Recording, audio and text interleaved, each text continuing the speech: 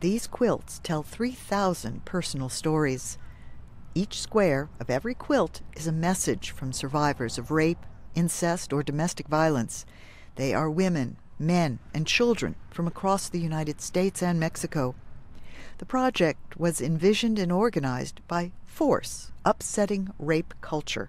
The Baltimore-based activist collaboration produces large-scale public art projects to generate media attention and get millions of people talking. We're a survivor-led organization, and we are putting the needs of survivors first in creating a public platform for our healing. Laid out on the National Mall this month, the quilt squares spelled out, "You are not alone," in English and Spanish. This display is the final 50th display that we've done around the country, in the U.S. and in Mexico, in 33 different cities over the past 6 years of organizing. 4 years ago, one of those events inspired Greg Graycloud to join the campaign. At that time, no male had shared their story until I finally, got enough nerve to share my story from when I was 9 years old, from when I was sexually assaulted.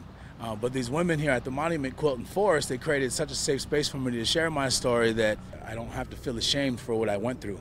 Because for the longest time, I stayed 9 years old. I was a grown man, but I was 9 years old in my head.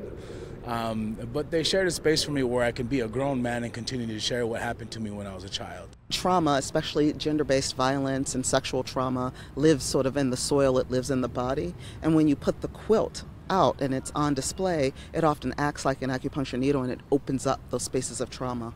And often people who don't even identify as survivors, once they experience the quilt, realize that they have sexual violence in their history. It's really beautiful to see survivors standing up and not being afraid and being able to find healing in community. It's really incredible to see. That it's also very sad to see how impacted this is in all communities. Organizers say their work does not stop here.